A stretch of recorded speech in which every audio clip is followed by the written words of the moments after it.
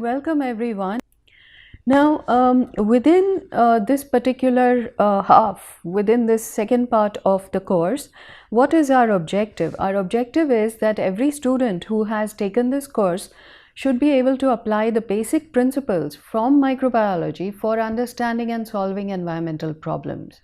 So, the first thing you will learn is to recognize the different groups of microorganisms, and these include bacteria, algae, protozoa, and fungi. And we will look at their metabolic pathways. When I talk about metabolic pathways, what we're looking at is how do these organisms obtain food that they need for generating new biomass as well as energy for their survival.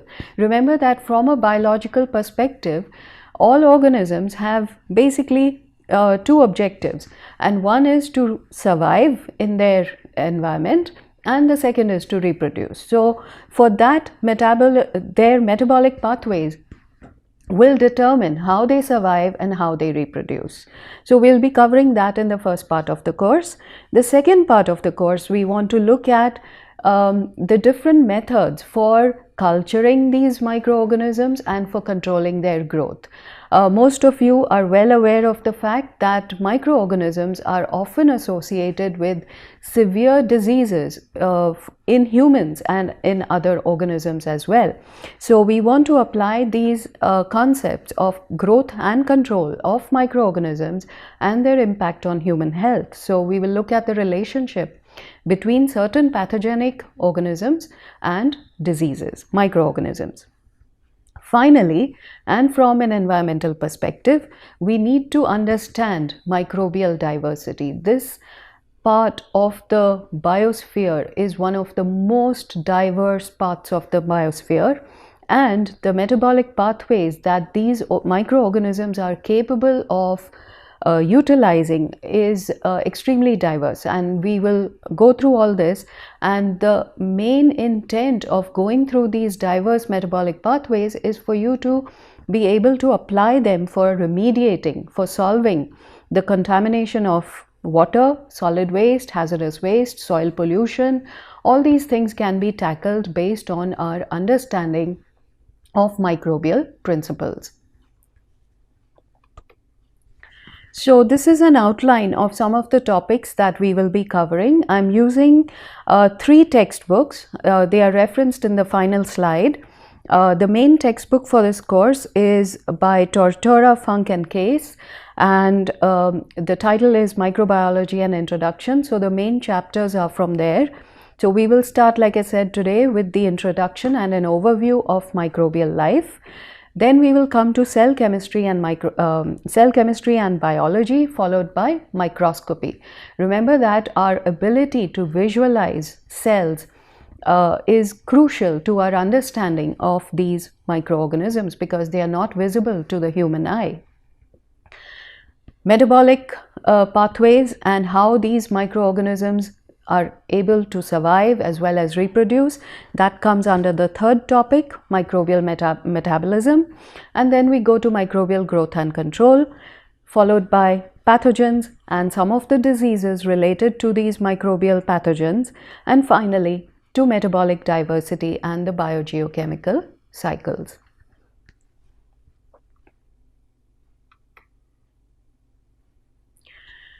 So for today's lecture, we are going to go through some basic fundamentals which you may have studied in your high school or even your bachelor's degree programs.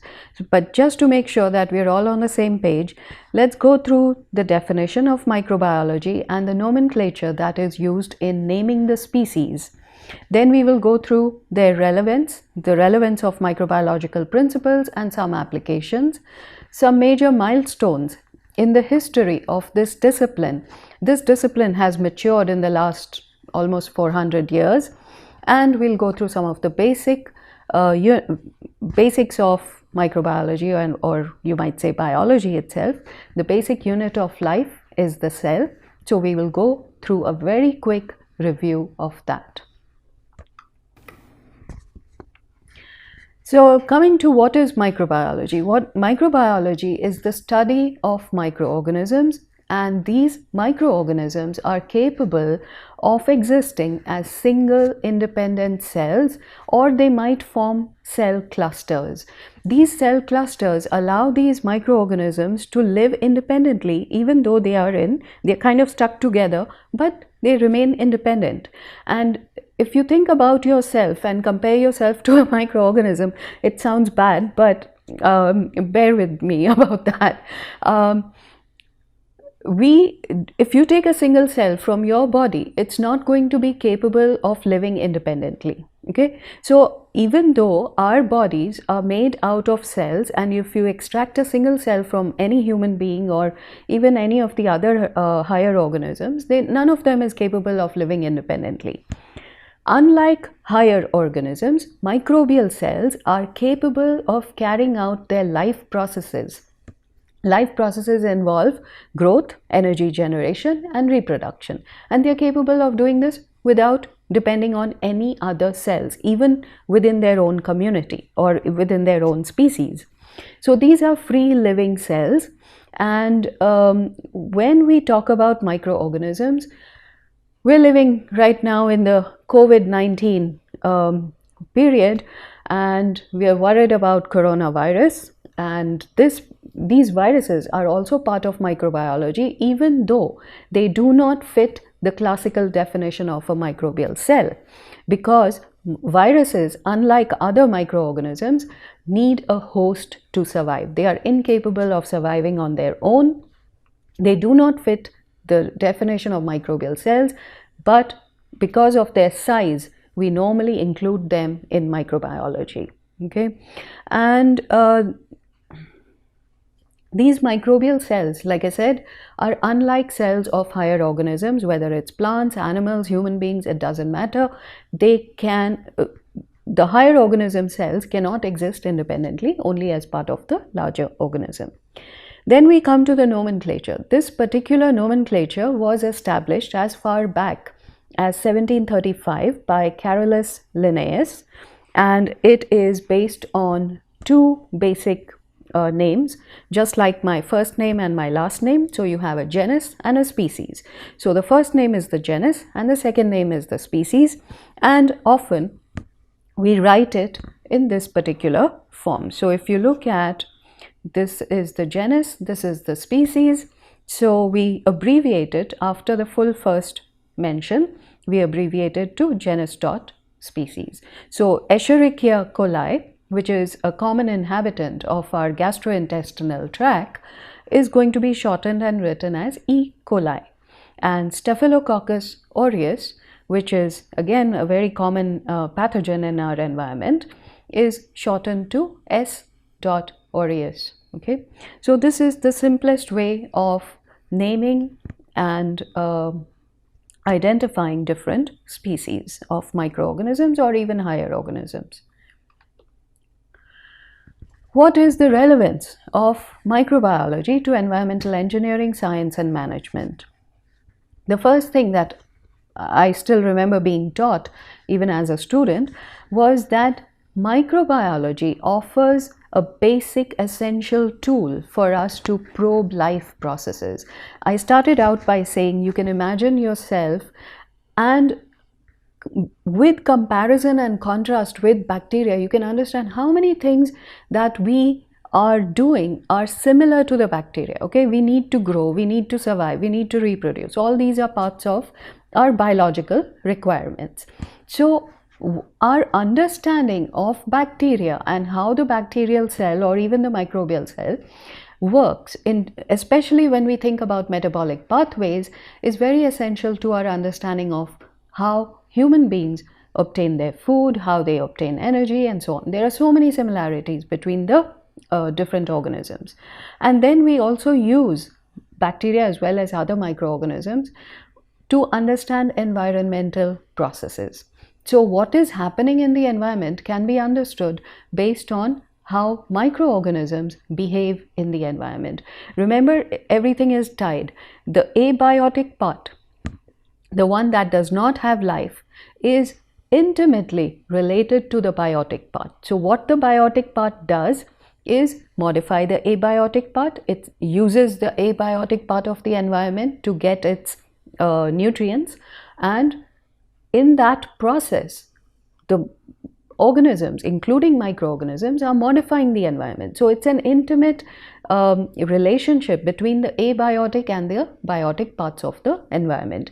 And our understanding of what happens in the environment is absolutely based on our understanding of microbiology. You cannot separate the two, and I'll come to more examples of that.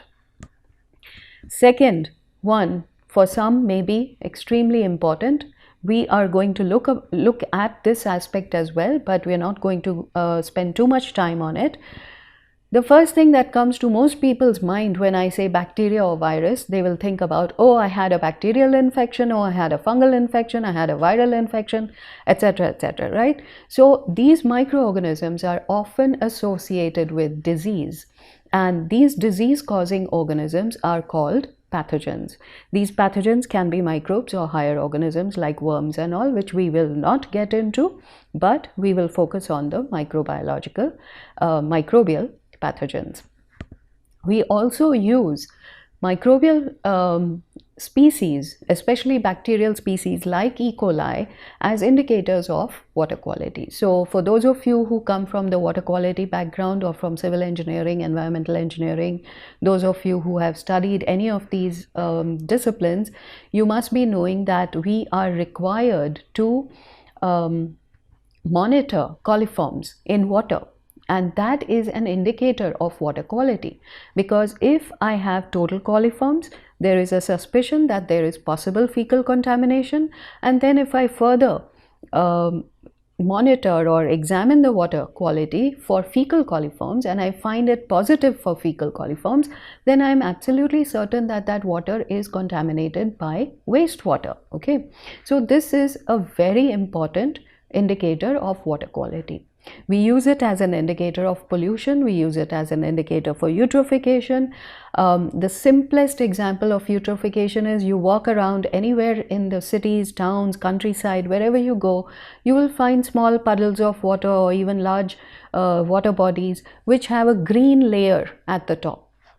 That green layer comes from algal cells. These algal cells are also microbial organisms, and they bring down the water quality.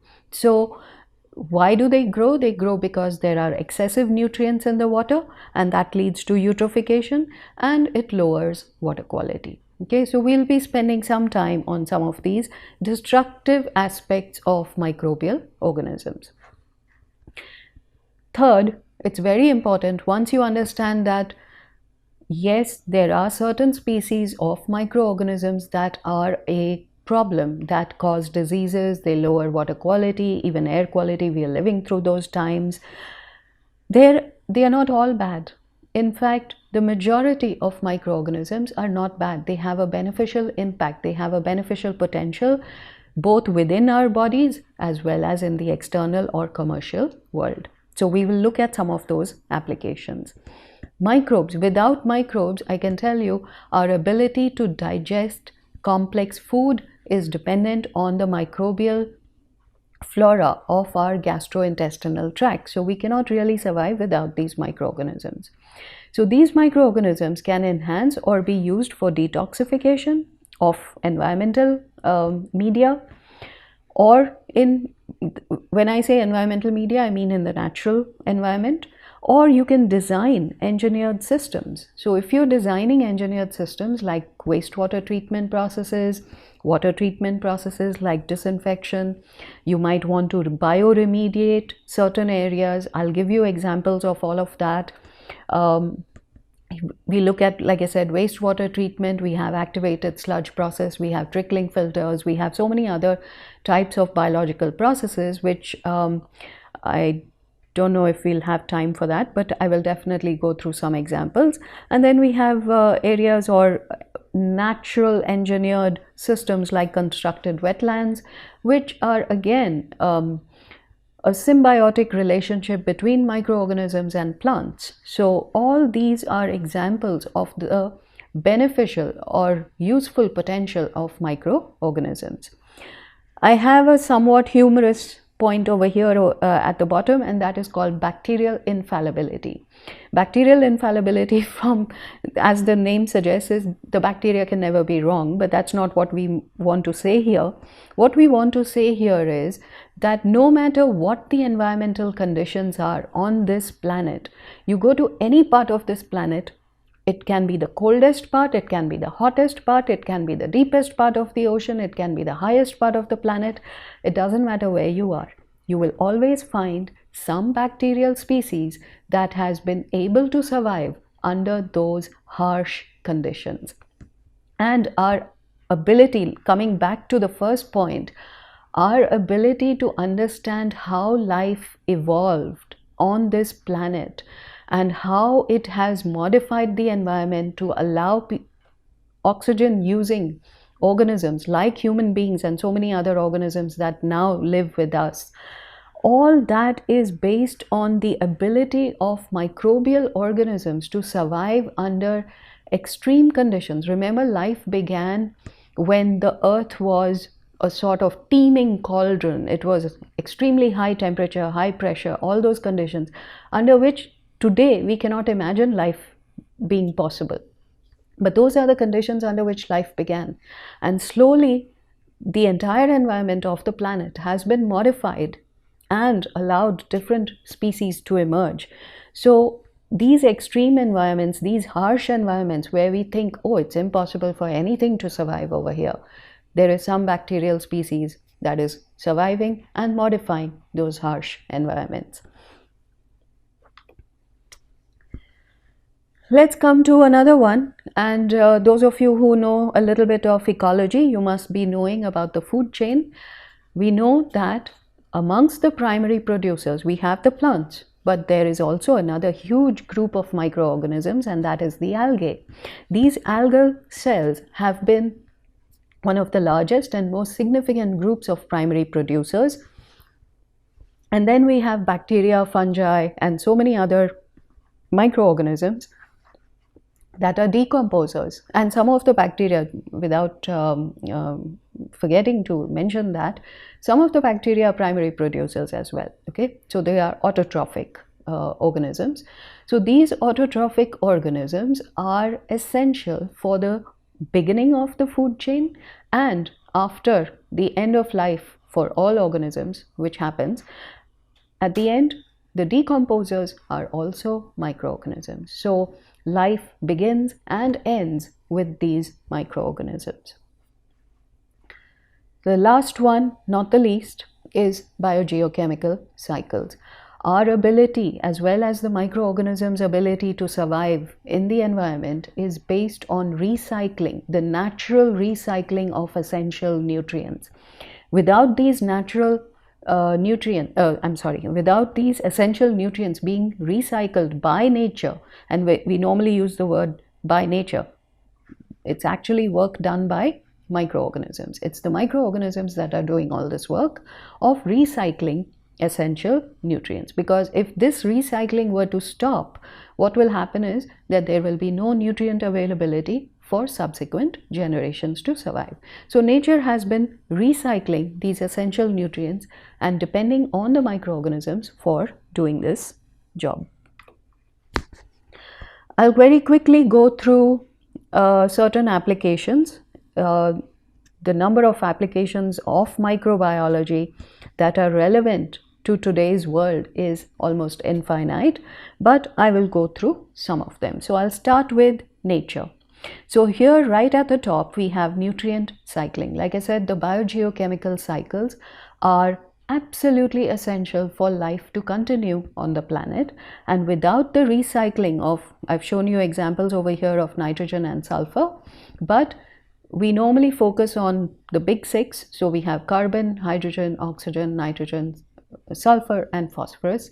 So these are the big six macronutrients, and we have biogeochemical cycles for keeping them going within the environment, and that is a natural phenomenon that is mediated by microorganisms. So we will go into some of these details within the course. Let's look at some of the anthropogenic. I think the rest of all the applications over here are anthropogenic. We live in an age when we want to minimize greenhouse gas emissions, we want to minimize waste in the environment, which means we should be able to convert waste into useful products. So the first thing that we are doing these days is we have water and wastewater treatment. Under wastewater treatment, we can convert part of the sludge that comes out of the wastewater treatment process, that can be converted to biogas. You can also use algal cells. I'll show you an example in a minute. You can use algal cells to convert biomass into biodiesel or biofuel. You can create compost, biofertilizer, biopesticides. Many of the plants secrete or create certain chemical compounds which have natural pesticidal properties. So all these are possible. Several organic compounds can be and have been synthesized in the lab using microorganisms. Antibiotics, one of the biggest group of pharmaceutical drugs and so on, are manufactured by microorganisms. Our understanding of microbial growth and how to control it gives us the ability to preserve food for a long period of time. Without that understanding, we will not be able to preserve food for long periods. It's highly biodegradable. We are all familiar with yogurt or curd that is made by microorganisms using milk. So that is the best example that all of you are familiar with probably from day one. Many kids are unable to digest milk and they are able to digest curd, because the fact is that the microorganisms are doing half the job. So the ability, like I said, to digest complex organic compounds like lactic acid is even, that's a good example of how microorganisms can help in the digestion of certain products. So dairy products, probiotics, many of these things that you see even in the market, they're all manufactured using microorganisms. You're all familiar with cakes and breads and pastries and all of these things. They are all these foods are based on fermentation by microorganisms like yeast. And then you have beverages. Alcoholic beverages are all made by fermentation of different organic materials. It can be wheat, it can be malt, it can be rice, it can be any types of materials can be used. When we talk about water and wastewater treatment, in water treatment, the most essential process, you can eliminate every other treatment process, but the one process that you cannot eliminate in water treatment is disinfection. And disinfection has just one objective, and that objective is to eliminate pathogenic microorganisms which may be responsible for causing various diseases. Something as mild as a stomachache all the way to very serious diseases like hepatitis and so on. Okay, so cholera, hepatitis, all these things are waterborne diseases. So water treatment and disinfection are one of the most essential processes just to eliminate pathogenic microorganisms. In wastewater treatment, we are looking at the beneficial aspects of microorganism growth. So here we are utilizing aerobic heterotrophic microorganisms and utilizing their ability to convert complex organic matter into sludge and biomass, and that biomass can then be converted to biogas. So that is another one. Now imagine that you have certain areas of soil, of beaches, and there are examples of oil spills and so on. So all this organic material which is spread across acres and acres of land and has contaminated soil can be bioremediated quite easily and inexpensively without any toxic side effects, you might say, and that is bioremediation. So this is a major growing area of where we have applications of microbiology. A new area that has emerged is bioleaching. Now, I want to extract metals from certain products. So, for example, mobile phone batteries, mobile phones themselves, these can be bioleached. There are industrial level examples as well as lab level examples where these materials can be extracted, the metal for example, cobalt, copper, gold, uranium, all these metals can be extracted from various types of starting materials. The starting material, like I said, can be mobile batteries or ore or any of the other types of materials. Bioleaching is another effective and cheap method for doing that. You can also use it for degrading any number of contaminants. We are dealing with synthetic organic compounds as well as natural compounds like oil-based compounds. So these pollutants, whether they are of natural origin or anthropogenic origin, they can be biodegraded. And all you need to do is acclimatize the bacterial species that is capable of degrading these pollutants and then apply it to certain conditions in either natural or engineered environments. So after having seen all the applications, not really all, but some of the applications that are possible in environmental microbiology, let's get an idea about the history, some of the major milestones in microbiology. This discipline has matured a lot in the last 300-350 years or so. And the first major milestone that I have, this is a sort of arbitrary selection from the textbook, and I've chosen these based on their importance and their relevance to what we are doing. So 1665 is the first one, the first milestone, and that was Robert Hooke, when he was able to observe microbial cells or just cells. And then 1673 we have van Leeuwenhoek. He was able to invent a sort of handheld microscope where he was able to make observations of microorganisms, and his drawings and so on are still available in the texts and so on.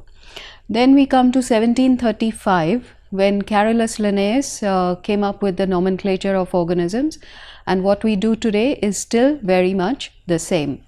And 1798 we have Edward Jenner, who created the first vaccine, and that was the smallpox vaccine, and that has obviously had a major impact on healthcare and so on. Then we come to 1857. From the period of 1857 to 1864, Louis Pasteur was basically a giant in microbiology. There are several things that have been accredited to him, including fermentation, pasteurization. He was able to disprove the theory of spontaneous generation. People at that time used to think that life can begin without any other life form, and he was able to disprove that. Then comes 1867 when Joseph Lister was able to enunciate the principles of aseptic surgery. So prior to that, there were too many deaths, too many fatalities on the operating table because people had not yet understood the importance of aseptic conditions for surgery and so on. So having described these principles, the number of fatalities on the in surgery basically was reduced tremendously. Then we come to 1876. Robert Koch formulated the germ theory of disease, and he was able to show how cultures can be kept in pure form, how you can isolate species and maintain pure cultures. All these have extremely high relevance to what we do today, both in medicine, in environmental microbiology, and so many other fields. Then comes in 1892 when Vinogradsky was able to describe how sulfur is recycled in nature by microorganisms. So one of the major biogeochemical cycles is sulfur, and sulfur is one of the elements. It's an essential nutrient and one of the most important elements, and how it is recycled in nature by various groups of bacteria. He was able to show that in lab experiments as well as describe what happens in nature. So this was again a very significant milestone, and we will be looking at it in detail in one part of the course, in one of the topics. Then we come to 1928 when Fleming, Chain and Fleury discovered the penicillin, and they were able to define the importance, or rather the relevance of penicillin as an antibiotic and its ability to destroy bacteria. Then we come to 1941, Beadle and Tatum. They were able to describe the relationship between genes and enzymes. We're going to see this in subsequent chapters, that each gene is defined in terms of the product it generates. So this relationship was described by Beadle and Tatum. And then we come to 1944. So 1944, we have Avery, McLeod and McCarty, where they were able to prove that all living organisms have DNA as the genetic material. The structure of the DNA was described by Watson and Crick in 1953, and Vose was the one who was able to describe the fact that there is a certain group of bacteria called archaeobacteria, and these are extremophilic bacteria. They do not exist in normal environmental conditions that we are used to. So he was able to describe these kinds of bacteria, and on the basis of that, on the basis of his work with archaeobacteria, he was able to come up with a classification that is now considered the basis of microbiology these days. So that was in 1978. I've listed a few important diseases and their agents over here. So I've already mentioned most of these things. I'll come to 1885 with Louis Pasteur, who discovered the rabies vaccine as well. And the causative agent of that was Lissa virus. And then 1911, we have Francis Roux, who discovered the relationship between cancer and virus. So today most people know that the root cause of certain cancers is due to viral infections, and the Roux sarcoma virus is a retrovirus, and I will come to the definition of retroviruses. Retroviruses are not the usual virus, and we will come to that. They kind of do the opposite of what other normal viruses do. And just to make it clear, the coronavirus is also a retrovirus, and so is the HIV virus. So these retroviruses, I don't know if it's true or not, but they may be harking back to a very old point in the evolution of life on the planet. These retroviruses may be reminders of what may have happened at the time. So anyway, without going into all of those details, 1983, we have the causative agent of AIDS, which is HIV, and it's another retrovirus, and it's important for us to realize that we have very poor immunity against many of these retrovirus. I have a few more milestones after 1997 because the slide ended at 1997 with Prusnier and prions. So starting from the bottom, 2002, the Nobel Prize for Chemistry was given to a group of scientists, Fenn, Tanaka, and Woothridge, for identifying and understanding the structural behavior of biological macromolecules. In 2003, we have Agre and McKinnon, who were able to demonstrate the presence of water and ion channels in cell membranes. Now, these water and ion channels in cell membranes are very important. You might think that water can pass freely through the cell membrane. That's not true. For all the water that is required, it requires a specific channel. So we have what are called aquaporins that allow water to come in and out of a cell. Then we come to 2005, and Marshall and Warren were able to identify Helicobacter pylori as the causative agent of peptic and gastric ulcers. In 2009, in chemistry again, we have Ramakrishnan, Stites, and Yonath, who were able to describe the structure and function of ribosomes. Ribosomes are extremely essential organelles in eukaryotic cells, and we will be looking at some of these points later as we go along. 2014, chemistry, Beitzig, Morner, and Hell, they came up with a new method, super resolved fluorescence microscopy. For those of you who are familiar with this, fluorescence microscopy has come into its own in the last 20 to 50 years, maybe more. Fluorescence microscopy is a type of optical microscopy, and those who know, you might know that optical microscopy has a limit. You can magnify only 1000 times. Fluorescence is part of optical microscopy, but with super resolved fluorescence microscopy, they've been able to go down to the nanometer level, which means 100,000 times or even more magnification. So this is a huge achievement, and even though I'm not going to be focusing on it, it's very relevant to most of us who use optical microscopic methods for looking at microorganisms. These are quick and easy methods, and they have enormous potential for identification of species and so many other things. And then we come to 2020 in medicine. Alter, Hutton and Rice discovered the hepatitis C virus.